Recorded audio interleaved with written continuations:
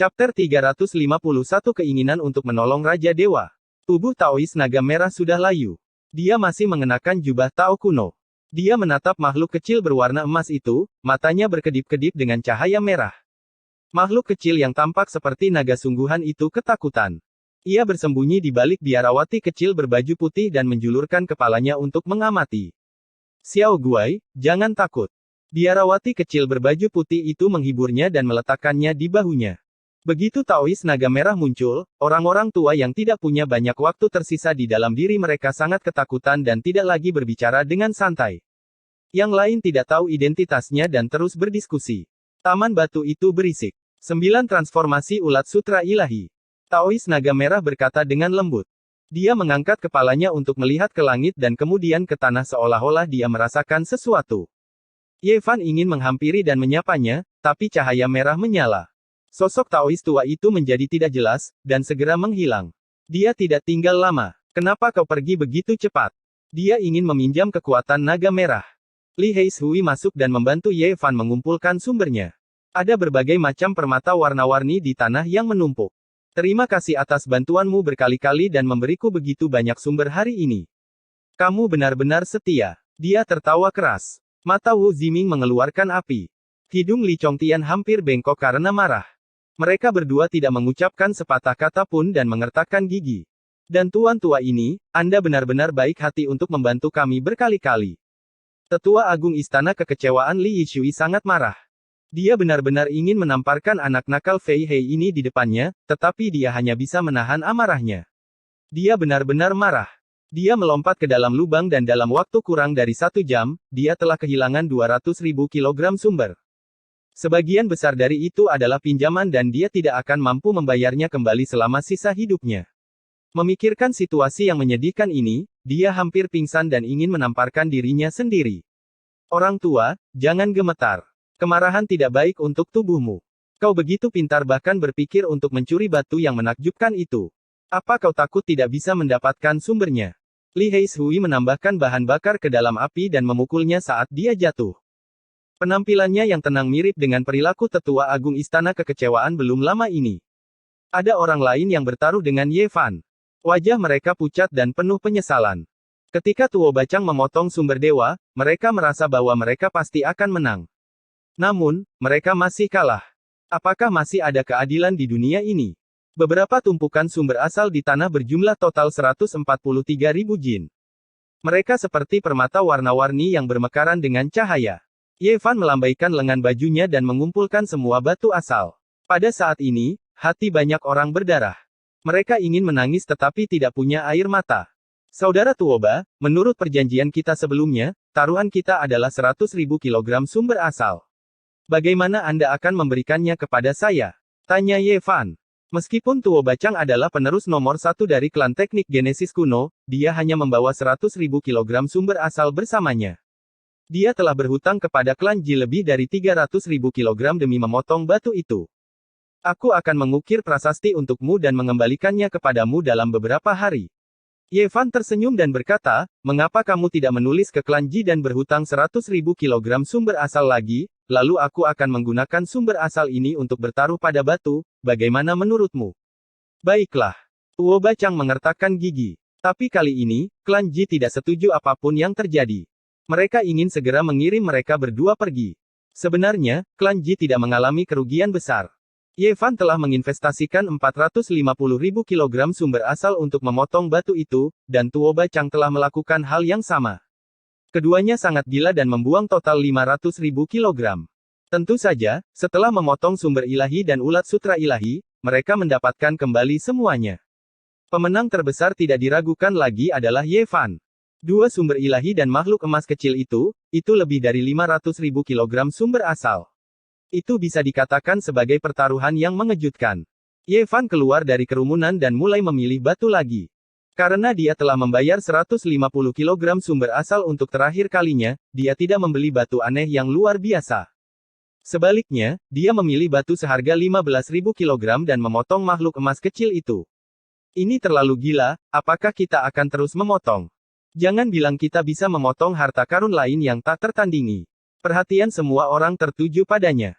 Setiap gerakan Ye Fan sangat menarik perhatian saat dia terus memotong barang-barang yang mengejutkan dunia. Orang-orang dari klan Ji mencubit hidung mereka dan membiarkannya melanjutkan. Mereka sebenarnya ingin menendangnya keluar. Bagi bengkel batu suci, orang-orang seperti ini tidak diterima. Ye Fan mengerutkan kening. Raja Batu memiliki roh, dan itu dengan sengaja mengungkapkan kekurangannya. Itu adalah provokasi. Jika saya adalah guru Taoyuan, apakah Anda bisa lari?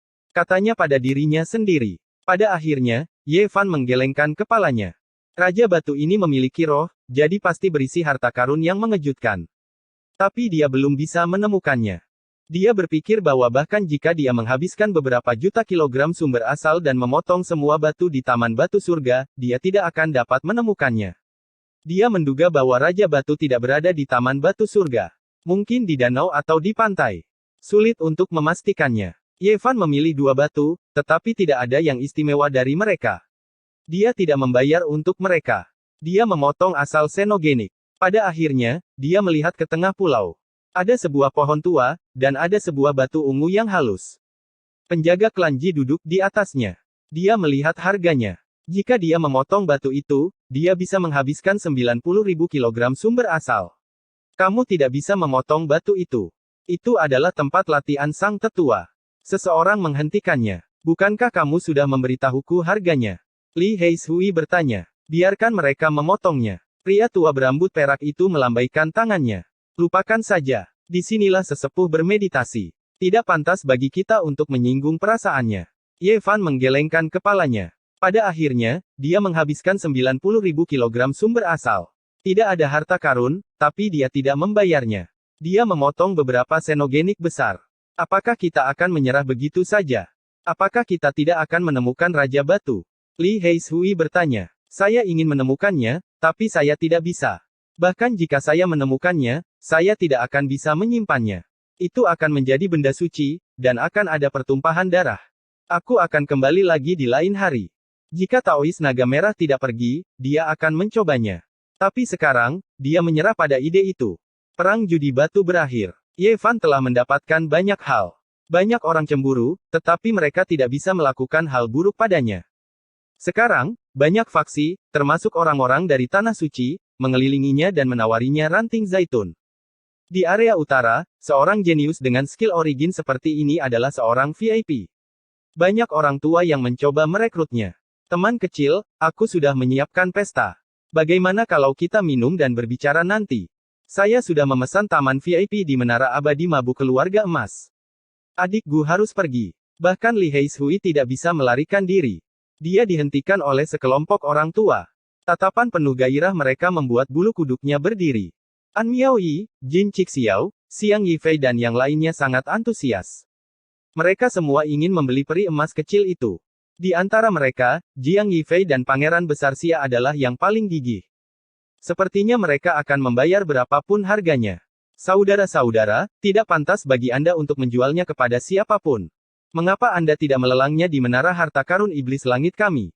Yao Yuekong menyarankan. Tidak perlu pergi ke sana. Komisi mereka setinggi 10%. Adikku, tidakkah menurutmu itu sia-sia? Orang yang lebih tua keberatan. Mereka khawatir begitu berita itu menyebar, lebih banyak orang akan datang untuk bertarung. Pada saat itu, harganya akan sangat tinggi. Bahkan mayat dari batu sumber adalah harta karun yang layak dipelajari, apalagi ulat sutra ilahi yang masih hidup. Ye Fan dan Li Heishui berdiskusi untuk waktu yang lama apakah akan menjual peri emas kecil itu atau tidak. 9 transformasi ulat sutra ilahi tidak terkalahkan. Nilainya tak terukur. Tapi itu lebih mudah diucapkan daripada dilakukan. Sulit untuk berhasil bahkan di era dahulu, apalagi di era ini. Saya telah memutuskan, saya tidak akan menjual ulat sutra ilahi ini, kata Ye Fan. Adegan itu hening. Kemudian, niat membunuh yang dingin meresap ke udara. Tidak kurang dari 10 dari mereka datang dari tempat yang tidak diketahui. Jantung Ye Fan melonjak. Semua kekuatan besar bertekad untuk mendapatkannya. Jika dia bersikeras untuk tidak menjualnya, nyawanya mungkin dalam bahaya. Saya ingin menyewakannya. Begitu dia mengatakan ini, niat membunuh menghilang. Banyak orang terkejut. Itu bisa disewa. Itu adalah makhluk hidup. Ini terlalu. Bagaimana kita bisa menyewanya? Banyak orang berdiskusi. Semua kekuatan besar menjadi tenang dan mulai mengajukan pertanyaan. 600.000 kilogram batu sumber. Batas waktunya adalah ketika ia mengalami transformasi ketiga, kata Ye Fan. Ye Fan tersenyum dan tidak mengatakan apa-apa. Dia mengerti bahwa apakah itu menyewa atau menjual, hasilnya akan sama. Begitu memasuki tangan kekuatan besar ini, tidak mungkin untuk menyerahkannya. Jadi, meskipun dia mengatakan bahwa dia menyewakannya, dia menjualnya dengan harga yang sama. Ada banyak keuntungan dalam hal ini. Pertama, dia tidak akan rugi. Dia bisa menggantinya dengan batu sumber. Kedua, dia bisa menyewakannya. Di masa depan, ketika dia menjadi lebih kuat, dia bisa pergi ke mereka dan memintanya. 800.000 kilogram batu sumber, Kekaisaran Grensia saya menyewanya. Tiba-tiba, sebuah suara bermartabat terdengar. Sekelompok orang tua itu menoleh. Tanpa sadar, seorang pria parubaya telah muncul di taman batu.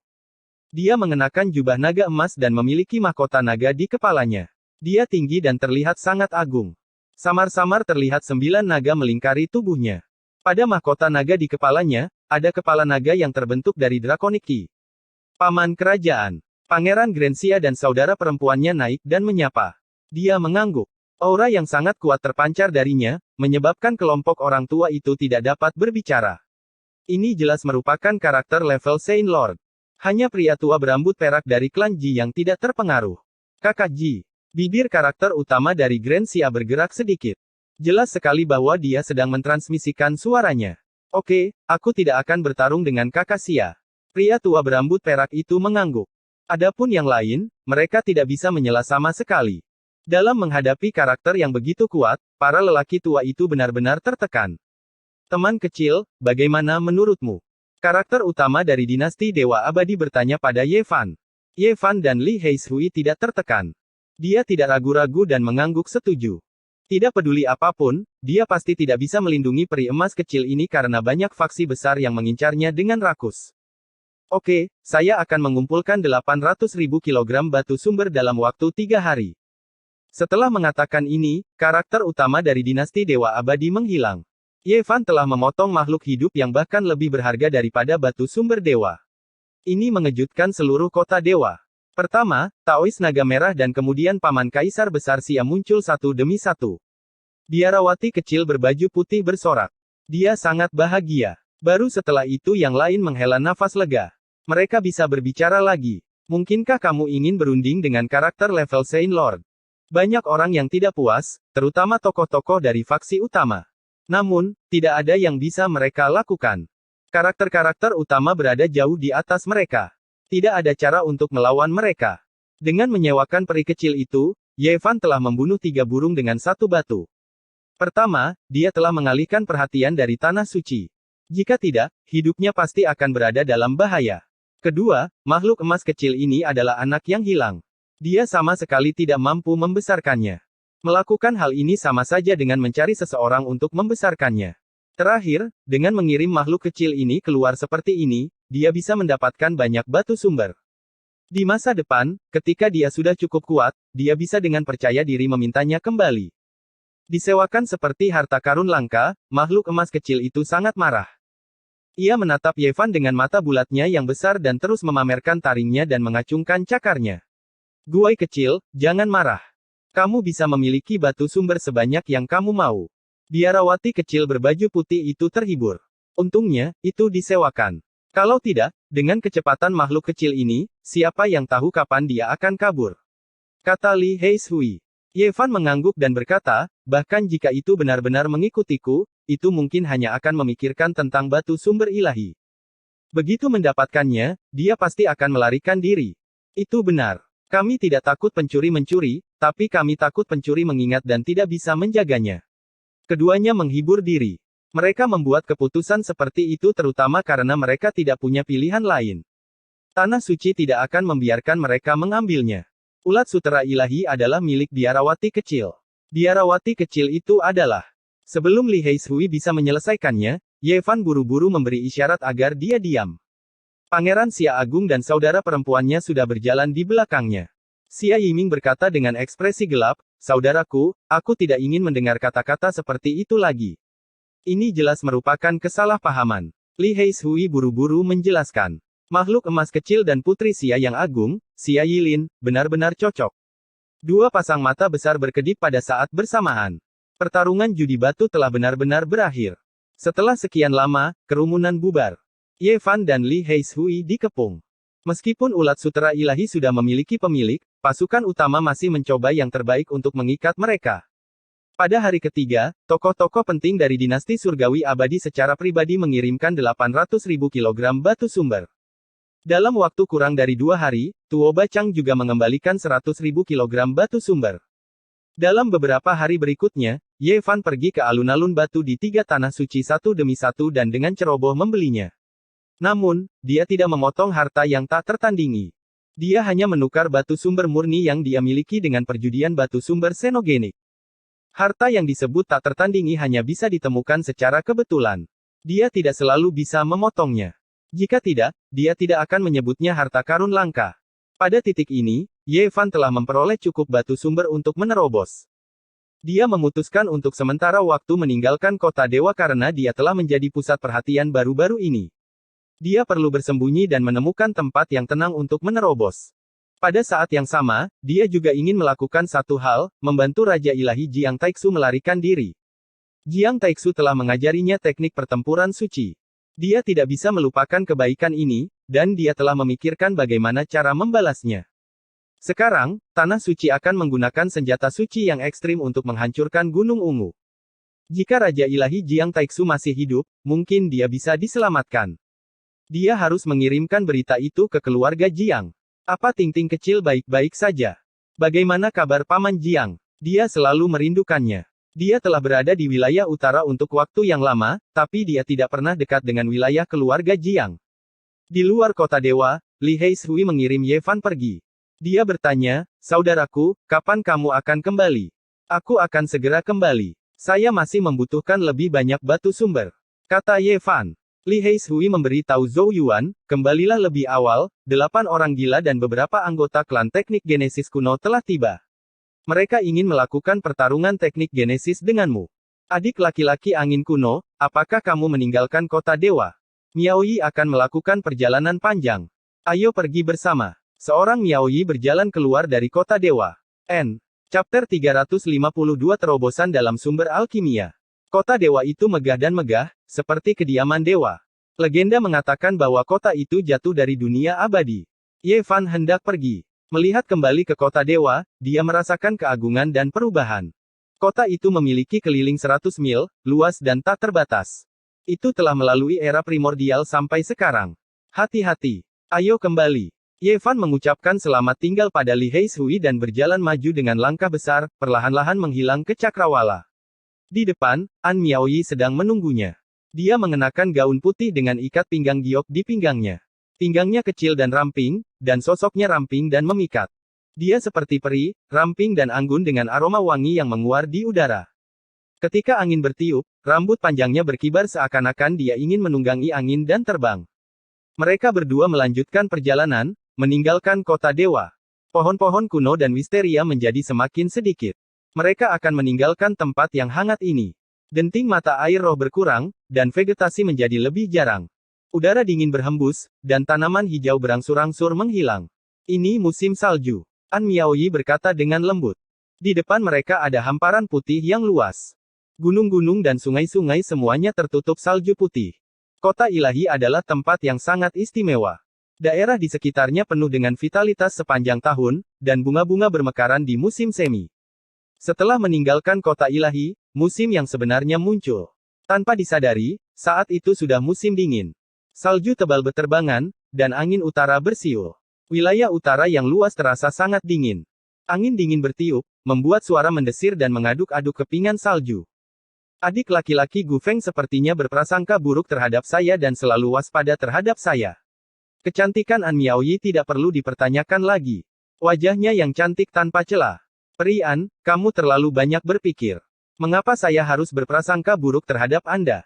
Kamu adalah orang yang paling cantik di tanah gurun timur. Saya rasa tidak banyak yang bisa menolak pesona Anda. Ye Fan berjalan di atas salju. Kata-katamu tidak sesuai dengan hatimu. Adik laki-laki Gu tidak jujur. Kulit An Miaoyi berkilau dan tembus cahaya, lebih putih dari salju. Berjalan di atas tanah bersalju, dia seperti peri. Ye Fan memang berjaga-jaga. Gadis cantik ini meninggalkan kota dewa saat ini terlalu kebetulan. Peri An, kemana kamu akan pergi? Bepergian dengan Peri An adalah hal yang aku inginkan, tapi aku punya beberapa urusan pribadi yang harus diurus. Wanita ini cantik, tapi motifnya tidak murni. Jika itu adalah hari lain, dia bisa memakan lapisan gula. Tapi sekarang bukan waktunya untuk percintaan. Tanah suci dan 100 sekte di dataran tengah akan menyerang Gunung Ungu. Dia tidak punya banyak waktu untuk disia-siakan. An Miaoyi tertawa kecil, baiklah, mari kita berpisah setelah meninggalkan tempat ini. Dalam perjalanan, dia samar-samar menyebutkan artefak perunggu wajah hantu dari terakhir kali. Itu melibatkan setengah dari senjata suci yang ekstrim, yang tidak diragukan lagi sangat menarik. Saat langit menjadi gelap, Ye Fan berhenti di salju dan berbalik, tapi dia tidak melihat apapun. Miaoyi, dia merasakannya sebelumnya, Miaoyi. Sen, dan, dari, makhluk, An, adalah kata Sen. Miaoyi, saya juga merasakannya. Bahwa kita seharusnya begitu. Ye Fan tidak mengatakan apa-apa lagi dan mempercepat langkahnya. Tidak ada jejak kaki yang tersisa di tanah bersalju. Dia seperti bayangan samar. Oasis di mana kota ilahi berada sangat luas. Kelilingnya mencapai puluhan ribu mil. Ada banyak kota dan desa. Pada malam hari, mereka menetap di sebuah kota kecil. Angin dan salju berhembus di jendela, menghasilkan suara kepakan. Ye Fan belum lama berbaring di tempat tidur sebelum dia merasa ada yang tidak beres. Dia memegang pedang roh suci emas hitam garis naga di antara jari-jarinya. Baru setelah 2 jam dia merasakan ada makhluk hidup yang memasuki ruangan. Makhluk itu sangat gesit dan tidak bersuara. Dalam sekejap, kewaspadaannya hilang. Itu adalah makhluk emas kecil itu. Makhluk itu sangat licik dan berhasil menyembunyikan auranya. Bahkan indera ilahi pun tidak bisa menangkapnya. Jika mereka tidak begitu dekat, Ye Fan mungkin tidak akan menemukannya. Tidak hanya makhluk kecil ini cepat, tetapi juga memiliki kemampuan untuk menyembunyikan dirinya sendiri. Dia tercengang. Pada saat yang sama, dia merasa itu cukup lucu. Makhluk kecil ini cukup sabar. Ia menunggu begitu lama sebelum memasuki ruangan. Dia tidak perlu berpikir terlalu banyak untuk mengetahui mengapa makhluk emas kecil itu datang. Makhluk itu pasti terobsesi dengan sumber ilahi dan mengejarnya untuk mencurinya kembali. Tiba-tiba, ia berhenti dan mengedipkan matanya yang besar. Ia menatap dengan curiga ke arah Ye Fan di tempat tidur sebelum berbalik untuk melarikan diri. Ye Fan tercengang. Makhluk kecil ini terlalu waspada. Dia dengan cepat mengulurkan tangan dan meraih ke depan. Wosh! Mau kemana kamu? An Miaoyi terkekeh. Dia sedang menjaga di depan. Dengan lambaian tangannya yang seperti batu giok, tirai cahaya menyelimuti ke depan. Makhluk emas kecil itu memutar tubuhnya dengan kecepatan yang tak terbayangkan. Ia berubah menjadi garis emas dan menghilang dalam sekejap, melesat ke langit malam. Xiao Guai, di mana kau? Panggilan Putri Xia yang agung datang melalui angin dingin. Ye Fan bergegas ke langit dan menemukan Pangeran Xia yang agung dan saudara perempuannya. Keduanya sangat cemas. Mereka telah menghabiskan 800.000 kilogram sumber ilahi untuk mendapatkan ulat sutra ilahi, tetapi telah melarikan diri hanya dalam beberapa hari. Kakak Gu, apakah itu mengejarmu? Pangeran Besar Xia bertanya karena dia telah mengejarnya sampai ke sini. Dia merasa bahwa ulat sutra ilahi kemungkinan besar datang untuk Ye Fan. Aku pernah melihatnya sebelumnya. Itu melarikan diri ke arah itu. Seorang Miaoyi mengejarnya barusan. Ye Fan menunjukkan arahnya. Benar, itu auranya. Kakak dan adik itu pergi dengan tergesa-gesa. Ye Fan mengusap dagunya dan tertawa. Hal kecil ini memang menarik. Mungkin dia bisa langsung memikatnya kembali di masa depan. Dia tidak berhenti. Dia bisa menggunakan kesempatan ini untuk melepaskan diri dari An Miaoyi dan menghilang di malam bersalju. Menurut spekulasi orang-orang di kota suci, jika tanah suci ingin menggunakan senjata pamungkas mereka, mereka harus bersiap setidaknya selama sebulan. Ini karena melibatkan apa yang disebut fondasi dan tidak bisa diambil sekaligus. Ye Fan tahu bahwa waktunya terbatas. Dia ingin memanfaatkan waktu ini sebaik mungkin untuk menerobos. Begitu saja, dia menghilang selama 20 hari penuh. Tidak ada yang tahu di mana dia berada kecuali makhluk emas kecil. Ini adalah daerah tak berpenghuni yang luas dan tak terbatas. Salju berputar-putar di udara, dan gunung-gunung serta sungai-sungai tertutup salju putih. Tempat ini jauh dari oasis. Selama puluhan tahun atau bahkan berabad-abad, tidak ada seorang pun yang melewatinya. Tempat itu sangat sunyi. Namun, dalam 20 hari terakhir, ada aliran energi roh yang konstan di pegunungan yang tertutup salju ini. Terutama dalam beberapa hari terakhir, cahaya ilahi sering melesat ke langit. Gunung bersalju ini adalah tempat Ye Fan mengasingkan diri. Dia telah menyegel dirinya di dalam perut gunung, tapi dia masih tidak bisa menghentikan lautan Genesis Ki mengalir keluar. Meskipun sumber ilahi dan sumber Ki yang heterogen tampaknya tidak banyak, esensi Ki yang dikandungnya terlalu agung. Itu tidak bisa dihentikan. Ratusan bendera itu dibuat secara pribadi oleh Kaisar Hitam di masa lalu. Pola Dao di atasnya sangat mendalam. Makhluk emas kecil itu tidak bisa menembusnya. Dalam beberapa hari terakhir, Genesis Ki di gunung itu seperti asap. Itu mengalir keluar, hampir mencair. Makhluk emas kecil itu akhirnya tenang dan mulai minum. Genesis Ki yang perkasa itu terlalu kaya, cukup untuk dinikmatinya. Ye Fan, yang berada dalam pengasingan, merasa bahwa sebagian besar Genesis Ki telah menghilang, tetapi dia tidak bisa menghentikannya. Dia menemukan bahwa sos Ki yang tak ada habisnya tidak sepenuhnya terserap. Sebaliknya, itu digunakan sebagai dampak untuk menerobos semacam belenggu. Tumpukan besar sos Ki yang heterogen setara dengan jutaan sos Ki murni. Mereka semua dimurnikan, tapi dia masih belum mencapai tingkat kelima Istana Dao. Semuanya seperti yang dia harapkan. Dia membutuhkan lebih dari 1 juta kilogram sos Ki murni. Pada akhirnya, dia mengertakkan gigi dan mulai memurnikan sumber Ki ilahi seukuran kepala. Tiba-tiba, cahaya ilahi meluap dan melesat ke langit. Kekuatan Divine Source kita terbendung. Itu mengalir ke dalam tubuhnya dan membersihkan dagingnya. Itu membuatnya terlihat seperti dewa. Di dalam Istana Dao, 5 organ ilahi bergetar. Suara surgawi dari Jalan Agung terdengar. Tidak diketahui apakah itu adalah diri yang telah meninggal atau diri Dao, tapi suara itu meneriakkan sebuah kitab suci agung yang menggerakkan dewa kehidupan dan membuatnya abadi. Sebuah kuali kecil melayang di Istana Dao, bergerak naik turun di antara 5 harta karun agung. Sejak memasuki alam rahasia Istana Dao, kuali Myriad Ki telah bangkit dari laut reinkarnasi ke Istana Dao. Di luar, makhluk emas kecil itu sangat menikmatinya. Sumber Ki ilahi mengalir keluar dan menenggelamkannya sepenuhnya. Itu dalam cahaya yang menyilaukan. Sejumlah besar Genesis Ki membasahi tubuh Ye Fan. Mustahil untuk menyerap semuanya. Sebagian besar mengalir keluar. Itu adalah pemborosan yang sangat boros. Nyanyian di Istana Dao bergema di seluruh pegunungan. Ulat sutera di luar bingung. Untungnya, tidak ada yang lewat di sini. Jika tidak, mereka akan terkejut. Nyanyian itu berlanjut selama 3 hari. Genesis Ki yang tak berujung menenggelamkan puncak gunung. Salju mencair dan tanaman bertunas. Tempat itu penuh dengan kehidupan. Rangkaian perubahan ini membuat makhluk emas kecil itu membuka mulutnya karena terkejut. Ia bekerja lebih keras lagi untuk menyerap Ki sumber ilahi. Boom! Ketika esensi dari Divine Source Ki menghilang, tempat itu menjadi sunyi. Tempat itu dipenuhi dengan suasana damai, seolah-olah seorang dewa telah datang ke dunia. Di perut gunung, Ye Fan membuka matanya. Tubuhnya sebening kristal, seperti Raja Surgawi. Dia perlahan berdiri. Saat dia mengepalkan tinjunya, dia merasa bisa menggenggam seluruh dunia di telapak tangannya. Ini adalah kepercayaan diri yang sangat kuat.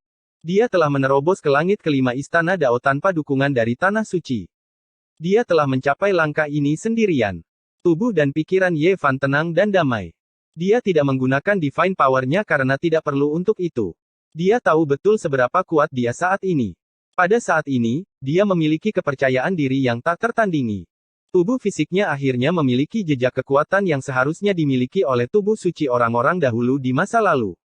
Itu sangat kuat. Saat Ye Fan keluar dari pengasingan, dia tiba-tiba tersenyum. Dia merasakan bahwa makhluk emas kecil itu terengah-engah di luar. Aku benar-benar tidak menyangka akan menemukan tempat ini. Harus dikatakan bahwa makhluk emas kecil itu sangat waspada. Dalam sekejap, ia merasakan sesuatu dan berubah menjadi seberkas cahaya keemasan untuk melarikan diri, menghilang dalam sekejap mata. Itu bahkan lebih cepat dari Raja Peng kecil. Ye Fan tidak mengejar. Dia mengusap dagunya dan tersenyum. Jika ini terus berlanjut, 800.000 kilogram sos Ki yang dihabiskan oleh dinasti Xia mungkin akan sia-sia. Dia berdiri di puncak gunung, mengeluarkan platform giok mistik, dan bersiap untuk menyeberangi kehampaan. Ini disempurnakan oleh Kaisar Hitam dan bisa dibawa kemana-mana. Selama ada cukup sumber Ki, itu bisa menempuh jarak tertentu ke arah tertentu. Dengan cara ini, Ye Fan mengkonsumsi banyak sos Ki dan menggunakan lebih dari selusin mistik jade platform sebelum akhirnya tiba di daerah di mana keluarga Jiang berada. Aku ingin tahu apakah aku akan memiliki kesempatan untuk melihat Ting Ting kecil dan Paman Jiang. Keluarga Jiang berada lebih dari 200.000 kilometer jauhnya dari kota ilahi. Dibandingkan dengan wilayah utara yang luas, itu adalah jarak yang sangat dekat. Ada banyak negara di daerah ini. Setelah bertanya-tanya, Ye Fan mengetahui bahwa keluarga Jiang tinggal di Tanah Suci. Chapter 353 Raja Dewa Taiksu. Di hati orang-orang di wilayah utara, klan Jiang seperti dewa, tak tergoyahkan dan tertinggi. Siapa yang tahu ada berapa banyak negara di daerah ini, besar dan kecil. Banyak negara kuno yang benar-benar menyembah Kaisar Hang Yu. Bisa dibayangkan betapa besar pengaruh klan Jiang di daerah ini. Mereka hampir didewakan. Salju putih menutupi tanah, dan angin melolong. Kepingan salju menari-nari di udara. Itu sangat dingin sehingga nafas putih yang dihembuskan seseorang akan dengan cepat berubah menjadi es. Di musim dingin yang dingin ini, hanya ada sedikit orang yang keluar di kota, apalagi di hutan belantara. Ye Fan membawa cambuk pemukul dewa di punggungnya dan bergerak maju sendirian di tengah angin utara yang dingin. Dia melewati lusinan negara dan kurang dari 2000 mil jauhnya dari tanah murni klan Jiang. Ada beberapa desa kecil di dataran es ini. Di musim dingin yang begitu dingin, hanya sedikit orang yang keluar rumah. Kadang-kadang, ada anjing pemburu yang menarik kereta luncur. Tidak lama kemudian, Ye Fan menemukan seorang pembudidaya di salah satu desa. Dia hanya berada di alam mata air kehidupan. Setelah membayarnya 5 kilogram batu sumber, dia setuju untuk mengantarkan surat itu. Ye Fan tidak bisa pergi ke klan Jiang sendiri. Jika tidak, dia akan dibunuh karena melibatkan 9 rahasia. Warisan semacam ini terlalu penting. Dia tidak bisa menjelaskan, dia juga tidak bisa mengatakan bahwa dia telah memasuki Gunung Ungu. Jika tidak, bahkan jika dia menyampaikan pesan dengan niat baik, dia akan ditahan. Dia tidak ingin hal seperti ini terjadi jika dia berakhir dalam keadaan yang menyedihkan. Darah para dewa mengalir di tubuh klan Jiang. Di rumah seorang pemburu tua, tempat tidur tanah sangat panas. Ye Fan minum anggur tua dan makan rusa sambil mengobrol dengan pemburu tua itu. Dari dia belajar banyak tentang klan Jiang. Di dalam tungku, kayu bakar berderak. Ruangan itu sangat hangat. Setelah meminum beberapa cangkir anggur tua dan menyaksikan angin dingin dan salju di luar, Ye Fan tiba-tiba merasa sangat rileks. Pada akhirnya, dia meninggalkan sepotong batu sumber dan berjalan kembali ke angin dan salju. Pada hari ini, Ye Fan menemukan total 5 pembudidaya tingkat rendah dan meminta mereka untuk mengirimkan surat yang sama. Karena masalah ini sangat penting, dia takut terjadi kecelakaan. Isi surat itu sangat sederhana. Ada peta kasar Gunung Ungu yang menunjuk langsung ke tempat Jiang Taiksu terjebak, dan namanya tertulis dengan jelas. Setelah melakukan semua ini, Ye Fan berbalik dan pergi. Dia tidak menyia-nyiakan waktu, menggunakan platform giok yang mendalam beberapa kali berturut-turut untuk menyeberangi kehampaan dan melewati beberapa lusin negara. Namun, dia tidak meninggalkan daerah itu. Sebaliknya, dia menetap di sebuah kota dan dengan tenang berkultivasi sambil memahami kitab asal mula surgawi. Dalam beberapa hari terakhir, wilayah ini sangat tegang. Para ahli keluarga Jiang semuanya keluar, sepertinya mencari sesuatu. Ini membuat banyak orang merasa tidak nyaman. Ye Fan tahu bahwa surat itu pasti telah dikirim, dan keluarga Jiang telah menerima berita itu. Pada titik ini, dia menghela nafas panjang. Apa yang perlu dilakukan telah dilakukan. Apakah mereka bisa menyelamatkan Raja Ilahi Jiang atau tidak, itu akan tergantung pada kekuatan keluarga Jiang. Beberapa hari kemudian, sebuah berita mengejutkan menyebar ke seluruh wilayah utara. Raja Ilahi, Jiang Taiksu, mungkin masih hidup. Berita ini sangat mengejutkan dan mengguncang seluruh negeri. Berita itu dengan cepat menyebar seolah-olah memiliki sayap yang tumbuh. Selanjutnya, seluruh padang gurun timur gempar. Semua sekte dan tanah suci mengetahui berita ini, membuat banyak tokoh penting tercengang. Raja Ilahi, Jiang Taiksu, adalah seorang legenda. Dia dikenal sebagai kekuatan ofensif terkuat di wilayah utara selama 5000 tahun terakhir, dan tidak ada yang bisa menyainginya.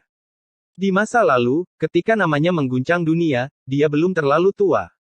Di mata banyak generasi yang lebih tua, dia masih seorang anak laki-laki, tetapi dia telah mengembangkan tubuh Raja Ilahi ke alam pencapaian agung. Banyak orang berspekulasi bahwa, jika diberi waktu, masa depannya tidak akan terbatas. Dia tidak terlalu tua, tapi dia seperti matahari di langit. Setiap kali dia bergerak, itu akan menyebabkan awan bergerak. Justru ketika dia sedang naik dan berada di puncaknya, dia tiba-tiba menghilang dari dunia, tidak pernah terlihat lagi. Dia menghilang dari mata dunia selamanya. Saat itu, banyak orang berspekulasi bahwa dia mungkin mengasingkan diri untuk menerobos ke alam yang lebih tinggi. Namun, seiring berjalannya waktu, 1000 tahun, 2000 tahun, orang-orang akhirnya percaya bahwa Raja Ilahi yang luar biasa ini benar-benar mengalami kecelakaan dan tidak lagi berada di dunia. Keluarga Jiang adalah keluarga yang paling menderita. Kelahiran tubuh Raja Ilahi adalah tanda kemakmuran sebuah keluarga. Tidak ada yang menyangka bahwa Jiang Taixu akan mengalami kecelakaan saat dia naik ke tampuk kekuasaan. Lebih dari 4000 tahun yang lalu, situasinya bergejolak, dan perang yang menghancurkan antara tanah suci hampir pecah. Untungnya, pada akhirnya hal itu dapat dijelaskan, dan badai pun mereda. Waktu berlalu dengan cepat, dan dalam sekejap mata, lebih dari 4000 tahun telah berlalu. Nama Jiang Taixu hampir dilupakan oleh dunia, dan tidak ada yang menyangka akan muncul lagi. Semua orang terkejut. Raja Ilahi yang heroik dan anggun di masa lalu ternyata masih hidup. Banyak orang yang hampir tidak bisa mempercayainya. Seseorang harus memiliki putra seperti Jiang Taixu. Ini adalah desahan beberapa leluhur yang telah meninggal 4000 tahun yang lalu. Apa yang sebenarnya terjadi? Lebih dari 4000 tahun yang lalu, Jiang Taixu setampan batu giok, dan kekuatan tempurnya mengguncang dunia. Kemanapun dia pergi, dia menarik perhatian dan merupakan pahlawan yang tak tertandingi. Mengapa dia diam begitu lama? Ini adalah pertanyaan yang ada di benak banyak orang. Dalam keadaan normal, Raja Ilahi dapat hidup selama 4 hingga 5000 tahun. Bertahun-tahun telah berlalu, dan Raja Ilahi yang berada di masa jayanya sudah mendekati usia 5000 tahun. Bisa dikatakan bahwa dia telah mencapai akhir hidupnya, dan kekuatan hidupnya telah mengering. Bagaimana mungkin ada berita bahwa dia masih hidup saat ini? Tahun-tahun yang baik berlalu seperti air, dan Raja Ilahi yang heroik sudah berada di usia senja. Bagaimana mungkin seorang Raja Ilahi tua yang tidak memiliki banyak kehidupan yang tersisa memiliki pencapaian besar? Berita itu tidak sengaja bocor, dan keluarga Jiang sangat marah, tetapi pada akhirnya, mereka tidak menemukan apa-apa. Tidak lama kemudian, berita baru muncul bahwa Raja Ilahi, Jiang Taixu, terjebak di Gunung Ungu. Berita ini bahkan lebih mengejutkan. Semuanya muncul ke permukaan. Raja Suci, yang telah hilang selama 4000 tahun, ternyata berada di Gunung Ungu. Dunia terkejut. Sebuah misteri sejarah akhirnya terpecahkan, tetapi itu membuat orang berpikir lebih banyak. Bagaimana berita bahwa Raja Ilahi, Jiang Taixu, telah terperangkap selama 4000 tahun bisa muncul? Apakah warisan Kaisar Agung Wuxi diambil oleh orang lain? Raja Ilahi berusia hampir 5000 tahun, tapi dia masih hidup. Apakah dia mendapatkan sesuatu dari Gunung Ungu? Berapa lama dia bisa hidup? Apakah rumus simbol pertarungan dari 9 warisan rahasia akan melihat cahaya hari lagi? Ye Fan tidak bisa menahan cemberut setelah mendengar berita ini. Berita keluarga Jiang sebenarnya telah bocor. Seseorang pasti sengaja melakukannya. 10 hari kemudian, keluarga Jiang mengeluarkan senjata suci mereka dan bergegas ke Gunung Ungu. Tungku Matahari Ilahi, juga dikenal sebagai tungku alam semesta abadi, dibuat dari emas darah Phoenix dan dimurnikan dengan api abadi tertinggi dari punggungan matahari jatuh.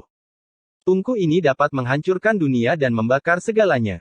Kekuatan senjata suci ini tak terbayangkan. Apakah Anda adalah Raja Merak, yang dapat menghancurkan gunung dan sungai? Atau Taois Naga Merah, jika Anda terkena, Anda pasti akan berubah menjadi abu. Keluarga Jiang adalah yang pertama mengeluarkan senjata suci mereka, tungku alam semesta abadi. Pada saat yang sama, mereka mendesak keluarga Ji untuk mengeluarkan cermin kekosongan, dan keluarga Yao Guang untuk mengeluarkan kuali pola naga. Ini mengkonfirmasi berita bahwa Raja Ilahi terjebak di Gunung Ungu. Untuk sementara waktu, berita itu menyebar seperti api. Serangan ketiga di Gunung Ungu semakin cepat.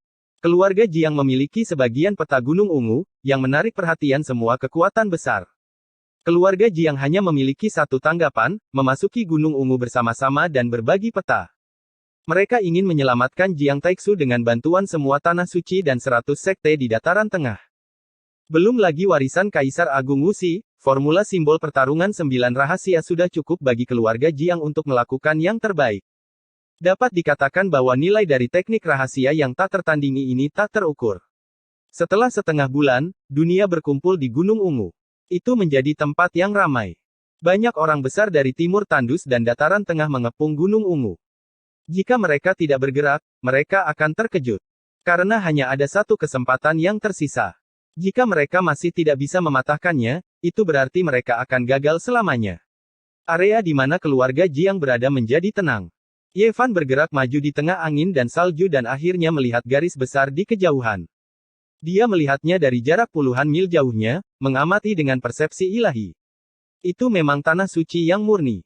Dunia luar tertutup es dan salju, tetapi di depannya, ada awan dan awan kemerahan.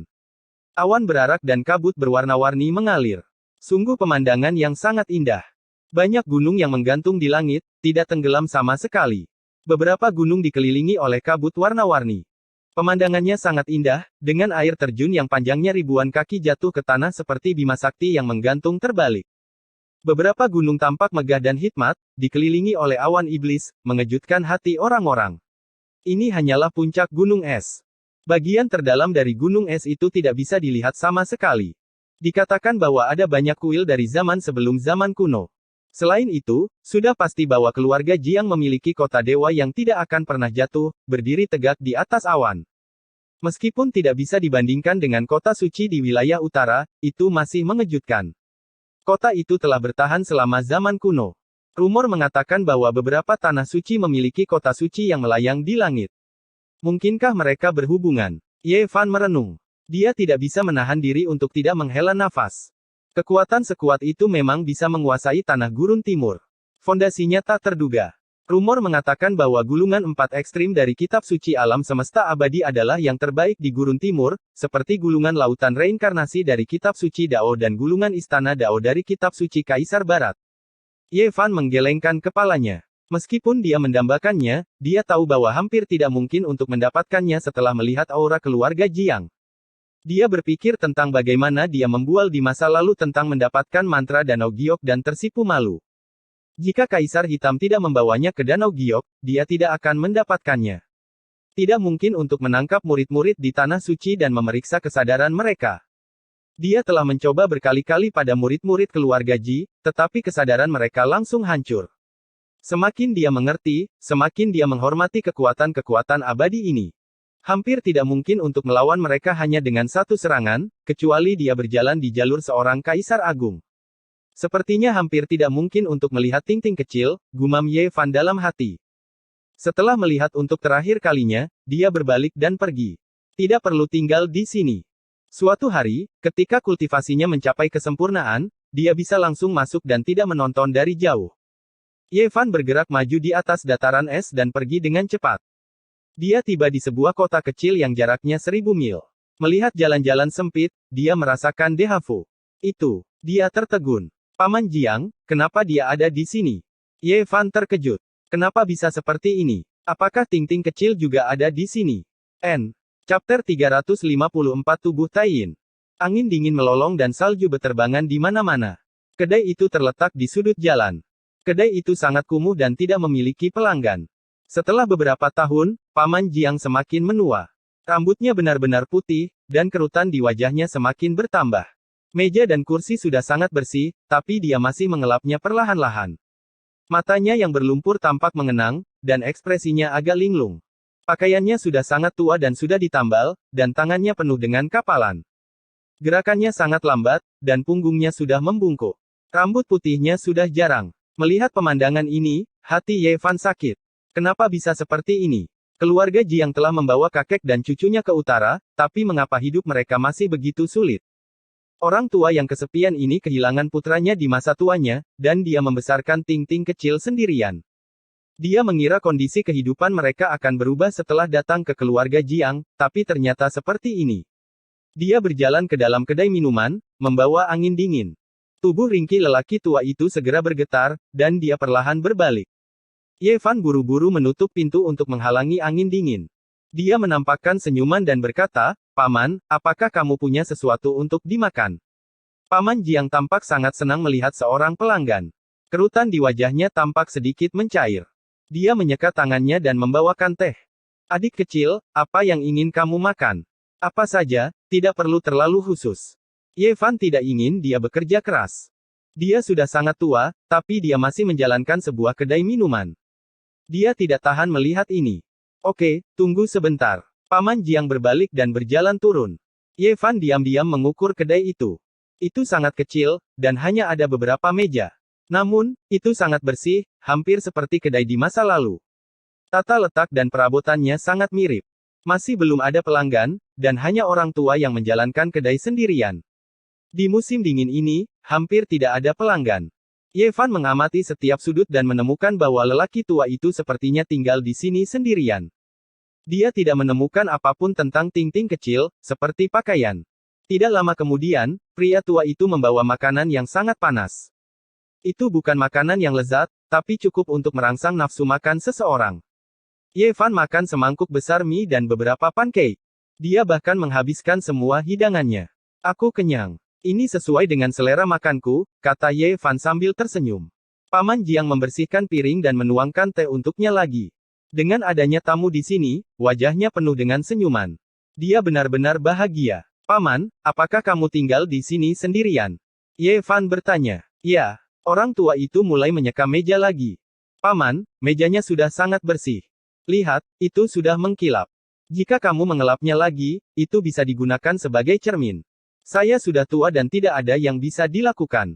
Mau tidak mau aku ingin mengelap diriku sendiri. Paman Jiang meletakkan kain itu, menggelengkan kepalanya, dan duduk. Apa kamu tidak punya saudara? Ye Fan bertanya dengan hati-hati, takut membuat lelaki tua itu sedih. Ya, saya punya cucu perempuan. Meskipun lelaki tua itu tersenyum, Ye Fan bisa melihat kekhawatiran tersembunyi di matanya, seolah-olah dia mengkhawatirkan sesuatu. Apa yang terjadi? Apakah sesuatu terjadi pada Ting-Ting? Ye Fan bingung. Bukankah dia tinggal bersamamu? Tidak, dia berkultivasi dengan seseorang. Tapi anak ini sangat berbakti. Dia kembali menemuiku setiap setengah bulan sekali. Orang tua itu sangat senang. Tapi Ye Fan semakin curiga karena lelaki tua itu pasti memiliki semacam kekhawatiran yang tidak bisa diselesaikan. Ye Fan memikirkannya dan keluar dari kedai kecil itu. Dia berjalan di sekitar kota kecil dan merasakan segalanya dengan insting ilahi asal surga miliknya. Dia tidak menemukan seorang pun pembudidaya. Tidak ada anggota keluarga Jiang di sini. Mereka semua adalah orang biasa. Segera, dia kembali ke kedai kecil. Ayo, adik kecil, minumlah secangkir teh lagi. Paman Jiang menyambutnya. Dia tidak bertanya mengapa dia kembali. Paman, apa kau masih ingat aku? Tulang-tulang Ye Fan berderit saat dia kembali ke penampilan aslinya. Dia perlu mencari tahu apa yang telah terjadi. Dia sangat mengkhawatirkan kakek dan cucunya. Nak, ini kamu. Mata keruh Paman Jiang terbuka lebar karena terkejut. Setelah beberapa tahun, penampilan Ye Fan telah berubah. Dia sudah berusia 15 atau 16 tahun, tetapi lelaki tua itu masih mengenalinya dengan cepat. Nak, kamu. Orang tua itu sangat emosional. Paman Jiang, silakan duduk.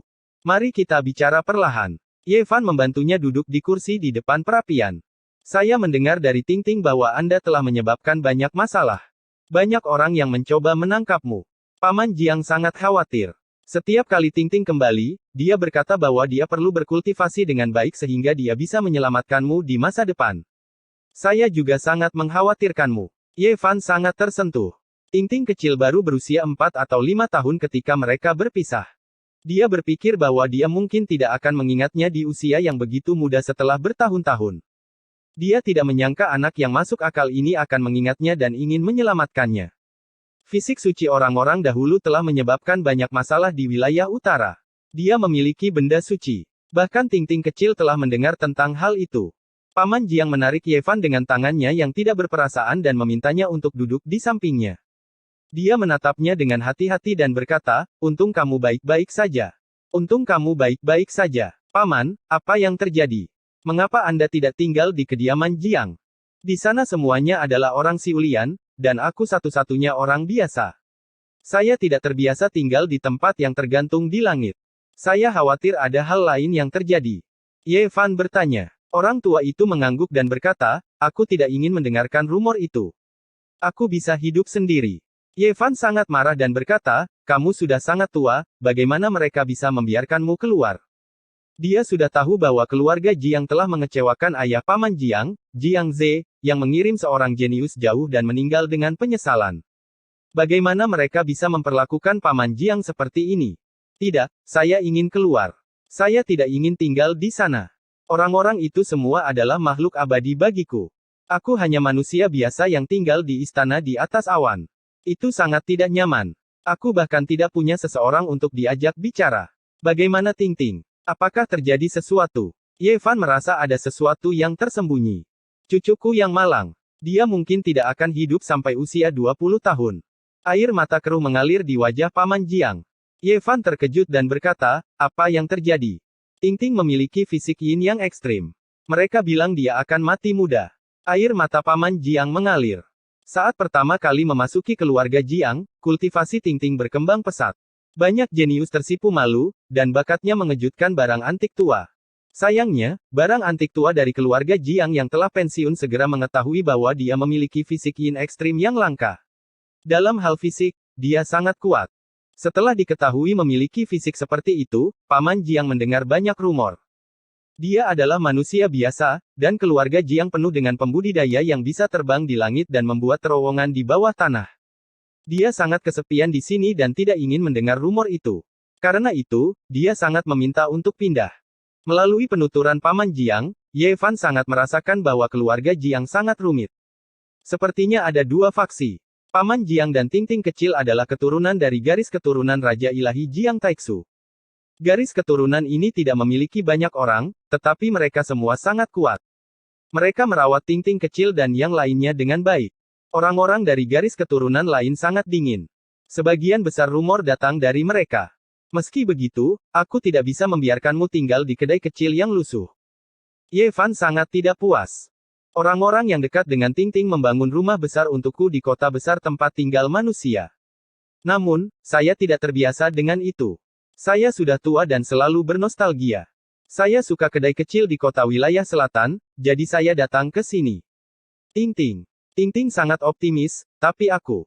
Mata lelaki tua itu menjadi keruh lagi. Kultivasi Tingting kecil berkembang pesat. Dalam waktu kurang dari 5 tahun, dia sudah menjadi kultivator muda alam nirwana. Orang harus tahu bahwa dia bahkan belum berusia 9 tahun. Banyak anggota keluarga Jiang yang lebih tua terkejut. Kecepatan kultivasi tubuh Yin terlalu mengejutkan. Sayangnya, itu akan mati sebelum waktunya, yang membuat mereka merasa sangat disayangkan. Ye Fan juga terkejut. Ini hampir menjadi sebuah dunia setiap tahun. Itu mengingatkannya pada Xia Jiuyu, yang sudah menjadi pembudidaya 4 ekstremitas pada usia 13 atau 14 tahun. Kecepatan kultivasi Tingting kecil pasti sebanding. Para pembudidaya tua yang dekat dengan Little Tingting mencoba semua jenis metode. Mereka membolak-balik buku-buku kuno dan meramu semua jenis ramuan, tetapi semuanya tidak berhasil.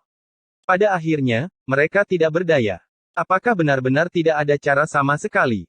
Ye Fan merasa sangat khawatir ketika dia berpikir bahwa Little Tingting yang imut itu tidak punya banyak waktu tersisa. Kudengar kita harus menemukan buah duniawi untuk mencegah tubuh Yin mati sebelum waktunya. Alis Paman Jiang penuh dengan kekhawatiran. Jantung Ye Fan berdegup kencang. Setelah buah esensi fana matang, itu akan menjadi buah duniawi. Itu adalah harta tak tertandingi yang sebanding dengan obat ilahi primordial. Jika mereka bisa menemukannya, mereka bisa terlahir kembali. Nilainya tak terukur. Sayangnya, tidak ada yang pernah menemukannya. Paman, jangan khawatir. Aku bisa menemukan buah duniawi. Tingting kecil akan baik-baik saja. Kamu bisa menemukan anak itu. Mata Paman Jiang membelalak. Dia kemudian menggelengkan kepalanya dan berkata, kamu tidak perlu menghiburku. Aku sudah menerima kenyataan ini. Saya telah memotong buah esensi fana dari batu itu. Setelah matang, itu menjadi buah duniawi. Saya pikir saya bisa memotong buah ilahi semacam ini di masa depan. Benarkah? Paman Jiang terkejut. Mereka mengatakan bahwa kecuali guru Tao Yuan hidup kembali, hanya ada secuil harapan untuk menemukan buah duniawi. Ye Fan langsung tersenyum dan berkata, alasan mengapa saya mengatakan itu adalah karena saya menerima warisan guru Tao Yuan. Serahkan masalah Little Tingting padaku. Bahkan jika aku tidak bisa memotong buah duniawi, aku akan menemukan cara untuk membantunya menemukan obat ilahi primordial. Paman Jiang tersedak karena emosi. Dia meraih Ye Fan dengan tangan tuanya yang kasar dan bertanya berulang kali, benarkah? Benarkah? Sungguh, jangan khawatir. Ye Fan menjawab dengan tegas. Dalam beberapa hari, Tingting akan kembali menemuiku. Nak, kamu harus pergi dan menemui Tingting. Ye Fan tersenyum dan berkata, tentu saja aku harus menemuinya. Ini akan menjadi hampir 5 tahun. Aku ingin tahu seperti apa gadis kecil itu sekarang. Angin terasa dingin dan salju turun. Ye Fan telah memperhatikan semua jenis berita akhir-akhir ini. Dia berharap Raja Ilahi Jiang Taixu bisa keluar dari Gunung Ungu dalam keadaan hidup. Namun, dia sedikit khawatir. Bahkan jika Raja Ilahi Jiang masih hidup, dia kemungkinan besar tidak punya banyak waktu tersisa. Dia takut dia tidak akan bisa mengintimidasi semua Divine Lord. Akan lebih bagus jika ada beberapa buah duniawi. Dia menggelengkan kepalanya. Ini terlalu tidak realistis. Jika aku bisa memotong obat ilahi yang lengkap di kota ilahi, maka aku bisa menyelesaikan masalah ini. Dia sangat berharap Raja Ilahi Jiang Taixu baik-baik saja dan bisa hidup lebih lama. Dengan begitu, Ting-Ting kecil akan terlindungi dan tidak ada yang berani memprovokasi dia. Sayang sekali.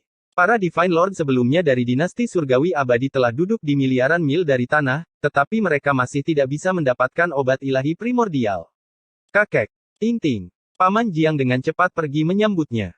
Kakek, kamu tidak perlu mengkhawatirkanku setiap saat. Gadis kecil itu berpakaian putih, lebih putih dari salju. Dia seperti boneka porselen, sangat cantik dan imut. Wajahnya penuh dengan senyum bahagia. Paman Jiang dengan penuh kasih sayang menepuk kepalanya dan berkata, bagaimana kabarmu selama setengah bulan terakhir ini? Sangat baik. Ting-Ting sangat senang. Leluhur tua secara khusus mengizinkan saya untuk melihat paruh pertama kitab suci alam semesta abadi. N. Chapter 355 Sutra Alam Semesta Abadi. Dulu, ketika dia pertama kali bertemu Ting-Ting kecil, dia baru berusia sekitar 4 tahun. Dia sangat bijaksana dan berperilaku baik, mengenakan pakaian yang penuh dengan tambalan. Wajah kecilnya semerah apel besar. Ketika Paman Jiang yang berambut putih dipukuli hingga berdarah dari sudut mulutnya dan jatuh ke tanah, dia menangis sejadi-jadinya. Matanya yang besar dipenuhi air mata saat dia memohon dengan suara lembut untuk tidak memukul kakeknya. Waktu berlalu dengan cepat, dan dalam sekejap mata, lebih dari 4 tahun telah berlalu. Memikirkannya sekarang, Ye Fan masih merasa sedikit masam. Ting-Ting, apakah kamu kembali sendiri? Paman Jiang bertanya dengan ramah. Ya, Ting-Ting kecil menjawab dengan renyah. Masuklah dan lihat siapa yang ada di sini. Paman Jiang menarik tangan kecilnya masuk ke dalam ruangan. Ini, kakak. Ting-Ting kecil berteriak kaget. Mata besarnya terbuka lebar dan penuh dengan keheranan. Ye Fan berjalan mendekat sambil tersenyum dan mengusap kepalanya. Gadis kecil yang memerah tadi akhirnya tumbuh dewasa setelah beberapa tahun. Kakak, kenapa kau di sini? Cepat sembunyi dan jangan keluar. Ting-Ting mendengar bahwa banyak orang ingin menangkapmu. Dia mengangkat kepalanya dan bulu matanya yang panjang sedikit bergetar. Dia agak khawatir, tetapi lebih karena kegembiraan dan kebahagiaan karena bertemu kembali dengannya. Setelah beberapa tahun, Ting-Ting kecil telah tumbuh sedikit lebih tinggi. Dia sekarang penuh dengan kehidupan seperti boneka porselen yang lembut. Dia mengenakan jubah putih bersih, dan rambutnya hitam dan lembut. Matanya besar dan penuh kecerdasan. Dia sangat cantik dan imut. Di luar, salju berputar-putar dan angin dingin bersiul, tapi di dalam ruangan sangat hangat. Kerutan di wajah Paman Jiang bahkan telah mereda, dan senyumnya yang baik hati tidak pernah hilang. Ting-Ting kecil sangat lincah dan ceria. Dia seperti malaikat kecil yang diukir dari batu giok, menarik kelembutan orang. Ye Fan sedikit lega. Dia takut kepribadian Ting-Ting kecil akan terpengaruh karena tubuhnya, tetapi sekarang sepertinya dia terlalu khawatir. Kakak, apakah kamu benar-benar tidak dalam bahaya? Ting-Ting masih sedikit khawatir. Ting-Ting kecil mengedipkan matanya yang besar. Jangan khawatir, tidak ada yang bisa menangkapku. Ye Fan tersenyum dan menggaruk hidungnya yang lembut. Ting-Ting akan bekerja keras untuk berkultivasi dan membantu kakak di masa depan, kata Ting-Ting kecil dengan serius. Ye Fan segera tersenyum dan berkata, Ting-Ting, jangan pikirkan hal ini. Kamu dan kakek hanya perlu bahagia, jangan khawatir tentang hal-hal ini. Dia benar-benar ingin memberikan beberapa hadiah kepada Ting-Ting kecil, tetapi dia menyadari bahwa dia tidak bisa mengeluarkannya. Cakram berlian dan pedang roh suci emas hitam bermotif naga adalah yang paling ingin dia berikan, tetapi mereka terlalu terkenal. Begitu mereka mendarat di tangan Little Ting-Ting, itu akan menyebabkan serangkaian gangguan. Adapun hal-hal lain, dia bahkan tidak perlu memikirkannya. Benda-benda suci akan disita oleh Jiang Ting-Ting. Ting-Ting bahkan tidak bisa memberikan hadiah kecil. Dia menggelengkan kepalanya. Ting-Ting tidak menginginkan hadiah apapun. Saya senang melihat kakak. Gadis kecil itu sangat masuk akal dan tersenyum bahagia. Ting of Ting of Ting of Ting, Ting tidak dan tidak. Ting, Ting. Dari Ting-Ting dari dia dari, dan memiliki sebagai, dari. Ting, Ting, dia, Ting of all, dari. Dia berada di alam nirwana dan belum memasuki istana Zi Suci. Masih ada waktu. Dia berkata, Ting Ting, aku akan mengajarkanmu ritual pengorbanan. Dia berada di alam nirwana dan belum memasuki istana Zi Suci. Masih ada waktu. Memikirkan hal ini, dia berkata, Ting Ting, aku akan mengajarimu ritual pengorbanan. Legenda ritual pengorbanan sudah ada sejak lama. Banyak orang mempelajarinya dengan hasil yang berbeda-beda. Bahkan jika Ting Ting mempelajari ritual ini, dia tidak akan mengungkap apapun. Seseorang harus mengatakan bahwa Ting Ting sangat pintar dan bisa mempelajarinya segera setelah dia mengajarinya. Selama dia punya waktu, dia akan bisa mempelajari esensi tertinggi. Ting Ting, ingat, jika Anda punya pilihan, tempa alat ritual. Aku akan memberimu senjata tingkat atas di masa depan. Ting Ting mengerti. Dia mengangguk dengan serius. Ye Fan memikirkannya dan mengeluarkan sepotong kecil sumber ilahi yang rusak. Namun, dia menyegelnya, takut cahayanya akan membakar mata Paman Jiang. Ting Ting, apakah kamu pernah melihat sesuatu seperti ini? Ah! Ting Ting kecil langsung berseru. Wajahnya memerah saat dia berkata, apakah ini sumber dewa? Sepertinya kamu pernah melihatnya sebelumnya. Ye Fan tersenyum. Putri kecil dari klan Jiang seumuran denganku. Dia manja dan menggunakan sesuatu seperti ini sebelumnya. Aku pernah melihatnya mengeluarkan Divine Source Bean seperti ini. Bukankah mereka memberikannya padamu? Tidak. Kecepatan kultivasi saya sangat cepat. Aku tidak membutuhkan benda-benda itu. Meskipun Ting Ting tidak peduli, Ye Fan tahu bahwa dia menyembunyikan kekecewaannya. Namun, dia hanya bisa menggelengkan kepalanya pada akhirnya.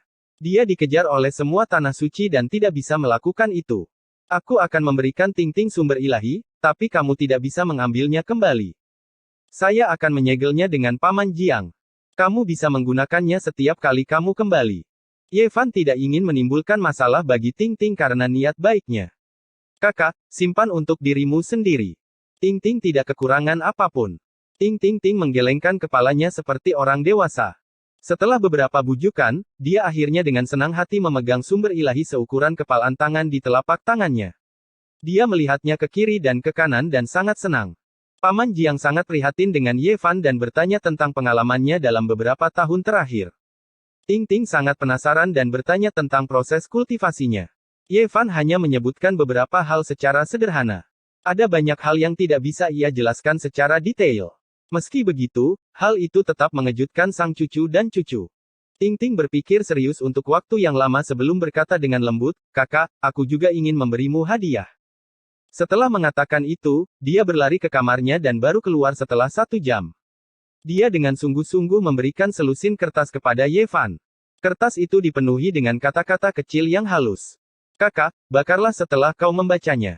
Jangan pernah memberikannya kepada orang lain. Ting Ting sangat serius. Saat Ye Fan menerimanya, matanya langsung terfokus. Dia pertama kali melihat 6 kata kuno yang indah yang mengejutkannya, 4 jilid ekstrim dari kitab suci alam semesta abadi. Ting Ting, ini. Kakak, jangan bicara lagi. Cepat baca dan bakarlah. Ting Ting seperti orang dewasa kecil. Jelas sekali bahwa dia telah memikirkannya dengan hati-hati dan sangat serius. Ye Fan masih ingin mengatakan sesuatu tetapi dihentikan olehnya. Matanya yang besar dipenuhi dengan tekad. Ye Fan mengangguk dan tidak mengatakan apa-apa lagi. Kemudian, pikirannya langsung tertarik oleh kitab suci alam semesta abadi.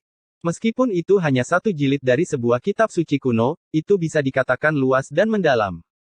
4 titik ekstrim mengacu pada 4 pilar yang menopang langit di 4 penjuru. 4 ekstrim tubuh manusia merujuk pada 4 anggota tubuh. Kedua kata ini dengan jelas merangkum alam rahasia ini. Makna dari kitab suci pada awalnya telah memabukkannya. Bagian-bagian selanjutnya dari kitab suci itu bahkan lebih tak terbayangkan. Itu benar-benar bisa melahirkan roh Dao, mendekati Dao Agung, dan mencetak kehampaan. Ye Fan menjadi mabuk. Semakin dia membaca 4 keanehan kitab suci alam semesta abadi, semakin dia membaca, semakin dia merasa itu tidak bisa dipercaya. Dia benar-benar tenggelam di dalamnya. Setelah waktu yang tidak diketahui, dia mengangkat kepalanya dan menjentikkan jarinya. Kertas itu berubah menjadi debu, tetapi tulisan itu tercetak di dalam lautan kesadarannya. Kakak, apakah kamu mengingatnya? Ting Ting bertanya dengan serius. Aku ingat. Itu sangat sulit bagi Ting Ting. Ye Fan membelai kepalanya dan berkata, di masa depan, aku akan memberimu senjata yang terbuat dari peninggalan kaisar. Setelah tinggal di sana selama beberapa hari, Ye Fan menggunakan sumber senogenik untuk membersihkan tubuh Paman Jiang. Dia melatih tulang-tulangnya dan membuat darahnya lebih kuat. Efeknya terlihat jelas. Paman Jiang tampak lebih muda. Dia penuh energi, dan tubuhnya dalam kondisi yang jauh lebih baik. Bukan karena keluarga Jiang tidak memiliki obat yang bisa memperpanjang umur manusia. Ting Ting diam-diam mengeluarkan beberapa, tetapi Paman Jiang selalu menolaknya. Dia takut kehilangan putranya. Dia takut Ting Ting akan mati. Selama beberapa hari terakhir, Ye Fan terus berjanji padanya bahwa dia akan menemukan buah takdir bumi. Itulah yang dia rasakan. Ye Fan merasakan tekanan. Meskipun dia terlihat santai, dia tahu bahwa buah takdir bumi itu seperti obat dewa purba. Itu hampir punah, dan tidak akan mudah ditemukan. Cuaca yang sangat buruk ini. Sudah turun salju selama 7 hari 7 malam, dan masih belum berhenti. Korea Utara benar-benar tempat yang dingin. Selain dari sumbernya, tidak ada hal lain yang bisa dibandingkan dengan itu. Hah. Aku ingat restoran kecil ini dimiliki oleh orang tua itu. Mengapa kita tidak makan dan minum di sini? Kita bisa melanjutkan perjalanan. Orang tua yang mana? Tentu saja, itu adalah kakek dari gadis kecil yang berumur pendek itu. Ketika Ye Fan mendengar kata-kata ini, dia segera bergerak. Sendi-sendi di tubuhnya bergerak, dan dia segera mengubah wajahnya. Kakek, jangan marah. Ting Ting takut Paman Jiang akan tertekan. Dia menarik tangan tuanya yang kasar dan mencoba menenangkannya. Gadis baik, kakek tidak marah. Kakek hanya tidak ingin kamu merasa dirugikan. Paman Jiang menyentuh rambutnya. Ting Ting tidak marah. Saat aku besar nanti, aku akan menunjukkan keabadian pada mereka, jawab Ting Ting dengan kekanak-kanakan. Salah satu dari mereka berkata, oh, bisnisnya bagus.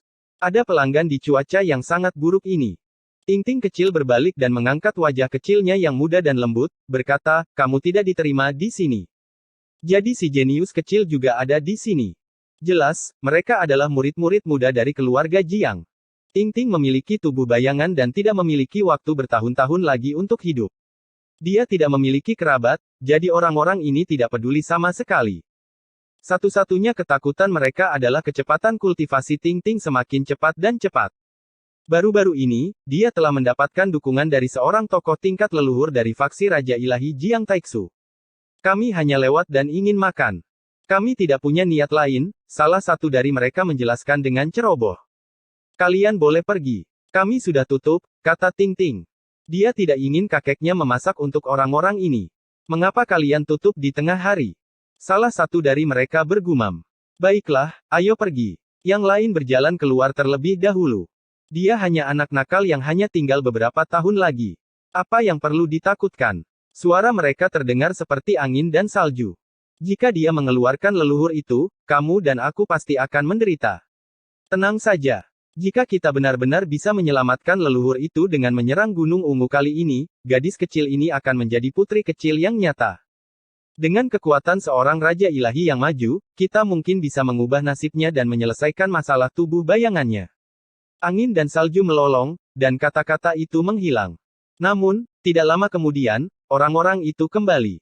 Ekspresi Ye Fan berubah. Selain mereka, ada wajah lain yang tidak asing lagi. Itu adalah Jiang Yichen. Meskipun bertahun-tahun telah berlalu, dia masih mengenalinya sekilas. Bertahun-tahun yang lalu, ketika dia berada di wilayah selatan, dia dikejar oleh para ksatria keluarga Jiang sejauh ribuan mil. Itu semua karena hasutan orang ini yang ingin merampok hartanya. Semua yang terjadi di kota kecil tempat Paman Jiang dan Ting Ting tinggal masih jelas di benaknya. Jiang Yifei dan Jiang Kexuan telah meninggalkan kesan yang baik pada Ye Fan. Hanya Jiang Yichen yang kejam dan tanpa ampun. Saat itu, dia hampir kehilangan nyawanya.